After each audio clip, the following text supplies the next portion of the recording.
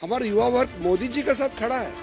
इसको वो डाइवर्ट करने के लिए जो राहुल गांधी जो खेल खेल रहे हैं, हमारा देश को बदनाम करने के लिए जो उन्होंने जो हमारा देश विरोधी ताकतों के साथ मिलकर के जो षड्यंत्र रचा रहे हैं, वो कभी सफल नहीं होगा। हमारा बार बार राहुल गांधी बोलते हैं वो एटम बम फूटने वाला है। इनका एटम बम कभी फटता क्यों नहीं है? ये कोई विषय को लेकर के गंभीरता से आता नहीं, बोलते कि हाइड्रोजन बम फटेगा। ऐसा नकली फोटोग्राफ, नकली नाम, नकली इशू लेकर के राहुल गांधी और कांग्रेस पार्टी समय समय में बोलते रहते हैं। आज उन्होंने बिहार में 2 दिन बाद पोलिंग होगा और उससे हट करके हरियाणा का कहानी सुना रहे थे। हरियाणा चुनाव को लेकर के ये कहा कि एग्जिट पोल में कांग्रेस पार्टी जीत रहे थे। अरे एग्जिट पोल, ओपिनियन पोल में हमेशा आप डाउन हुए हैं। हम लोग 2004 में पक्का जीत गया ऐसा हम मान रहे थे, और एग्जिट पोल, ओपिनियन पोल पूरा बीजेपी एनडीए को क्लियर कट जिता रहे थे। लेकिन जब काउंटिंग हुआ तो हम हार गए। लेकिन ऐसा मुद्दा है जिसमें कोई पॉइंट ही ना हो, जिसमें कोई तर्क ना हो, फिर भी मुझे बोलना पड़ रहा है। सबसे पहले तो अभी 1 घंटे पहले हमने सुना नेता प्रतिपक्ष श्री राहुल गांधी ने फिर से कुछ ऐसे बातें जो अपना विफलता को छुपाने के लिए प्रेस को एड्रेस किया। मैं सबसे पहले तो ये कहना चाहता हूँ कि पिछले पार्लियामेंट सत्र में एक महिला का तस्वीर लेकर के, मिंता देवी नाम की एक महिला का तस्वीर को टी शर्ट में छपवा करके पार्लियामेंट के परिसर में घूमते रहा और उसको इतना उछला, शाम तक वो महिला ने इतना डांटा कांग्रेस पार्टी को कि उसको उम्र को 124 बता करके इतना बदनाम किया। तो ऐसा नकली फोटोग्राफ, नकली नाम, नकली इशू लेकर के राहुल गांधी और कांग्रेस पार्टी समय समय में बोलते रहते हैं। आप सबको अच्छी तरह से मालूम है। आज उन्होंने बिहार में 2 दिन बाद पोलिंग होगा और उससे हट करके हरियाणा का कहानी सुना रहे थे। इससे साफ मालूम हो गया कि बिहार में तो कुछ बचा नहीं है, इसलिए ध्यान को भटकाने के लिए हरियाणा के इशू को लेके आ रहे हैं और फजूल के बातें लेकर के एक प्रस्तुतिकरण किया है। मैं उस पर नहीं जाना चाहता हूं, बिकॉज सब फर्जी था और कुछ विदेशी महिला का नाम जिक्र कर रहे थे वो। अब चुनाव के समय वो विदेश जाता है, पार्लियामेंट चलते समय राहुल गांधी छुपके से कंबोडिया निकल जाता है, थाईलैंड निकल जाता है। बिहार में चुनाव प्रचार चल रहा है, वो कोलंबिया चले गए। तो वो विदेश जाते रहते हैं, तो उसको विदेश से जो उसको प्रेरणा मिलता है उसको लेकर के उसके कुछ टीम है, वो क्या तैयारी करते हैं उनको दे देता है, फिर आपका समय को बर्बाद करते हैं। नेता प्रतिपक्ष सीरियस मुद्दे पे बात करना चाहिए, फजूल के बातें पे समय व्यर्थ नहीं करना चाहिए। ये मेरा उनको पहला सुझाव है। उन्होंने हरियाणा चुनाव को लेकर के ये कहा कि एग्जिट पोल में कांग्रेस पार्टी जीत रहे थे। अरे एग्जिट पोल, ओपिनियन पोल में हमेशा आप डाउन हुए हैं। हम लोग 2004 में पक्का जीत गया ऐसा हम मान रहे थे, और एग्जिट पोल, ओपिनियन पोल पूरा बीजेपी एनडीए को क्लियर कट जिता रहे थे। लेकिन जब काउंटिंग हुआ तो हम हार गए। तो उस समय हमने तो रोना धोना नहीं किया, हमने इलेक्शन कमीशन को गाली नहीं दिया, हमने माना और हमने कांग्रेस और उनके जो यूपीए गठबंधन को हमने बधाइयां दी। हमारा एक्सपेक्टेशन का हिसाब से हमको नतीजा नहीं मिला, फिर भी लोकतंत्र में पराजित हो या जीत हो उसको स्वीकार करना पड़ेगा। ये लोकतंत्र का नियम है। और उसके बाद 2 बार यूपीए सरकार ने 10 साल चलाया। हमने इलेक्शन कमीशन को गाली नहीं दिया, हमने ओपिनियन पोल को गाली नहीं दिया, एग्जिट पोल को हमने कभी गाली नहीं दिया। लेकिन उन्होंने उस समय जब एग्जिट पोल उनका फेवर में गया तो बोलता है बहुत अच्छा, जब विरोध जाता है तो वो मीडिया को गाली देते हैं। ये खेल तो बराबर हम उसको गलत मानते हैं। दूसरा, बार बार राहुल गांधी बोलते हैं वो एटम बम फूटने वाला है। इनका एटम बम कभी फटता क्यों नहीं है? ये कोई विषय को लेकर के गंभीरता से आता नहीं, बोलते कि हाइड्रोजन बम फटेगा। आज का जो विषय को लेकर के मैं तो इतना दुखी हूं कि मैं इसको लेकर के आपसे बात करना पड़ रहा है।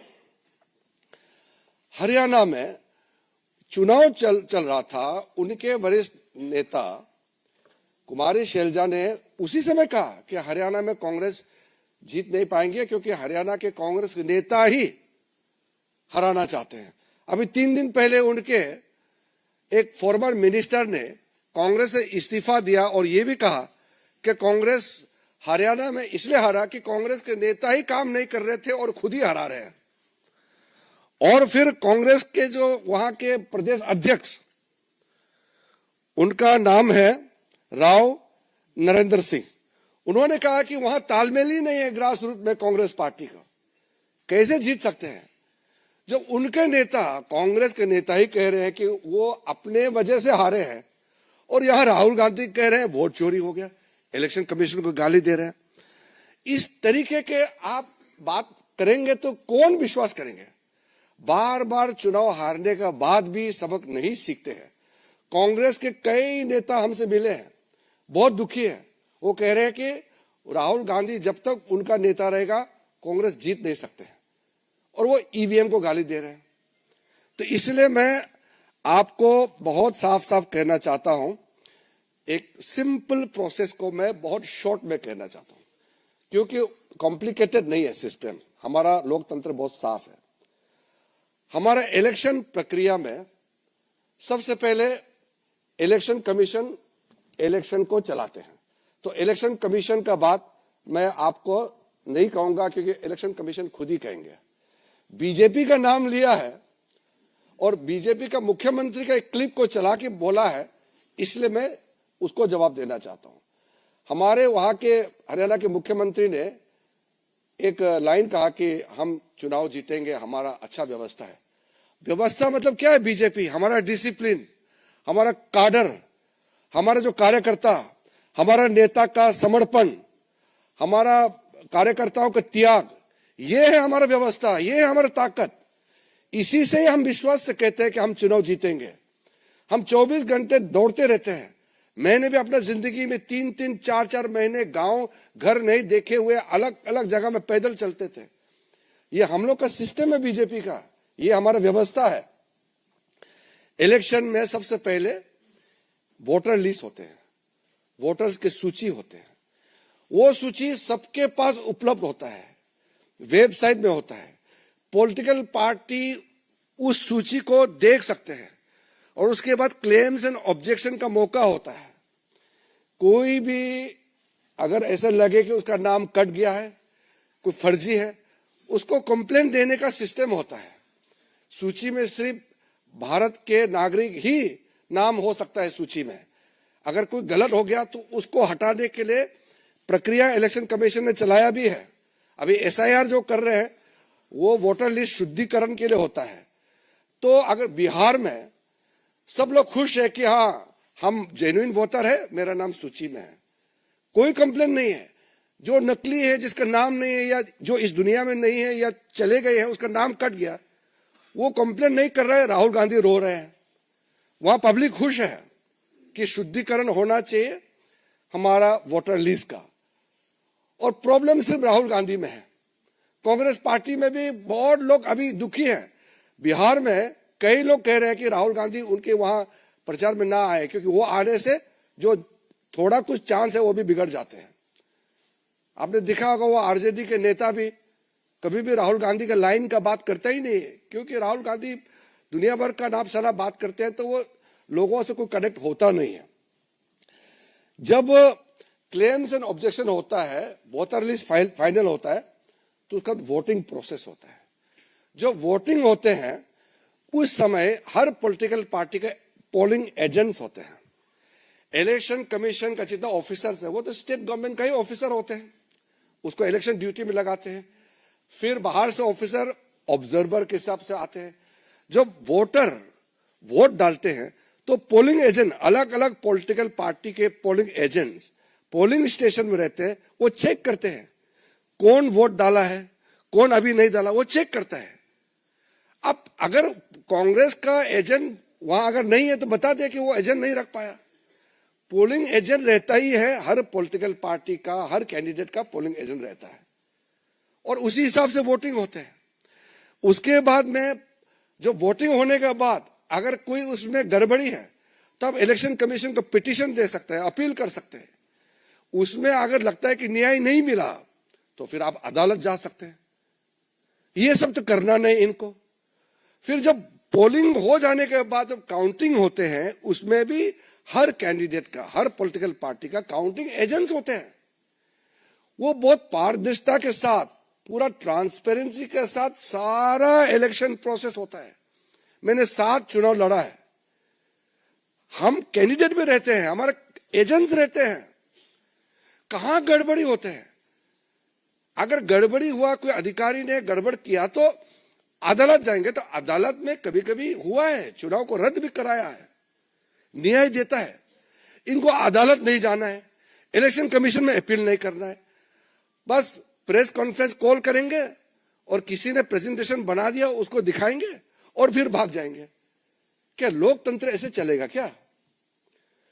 हम लोग जब अपोजिशन में थे, कितने साल हम लोग अपोजिशन में थे, उस जमाने में जो ये कोर्ट्स का जो व्यवस्था था उस समय कैसे था?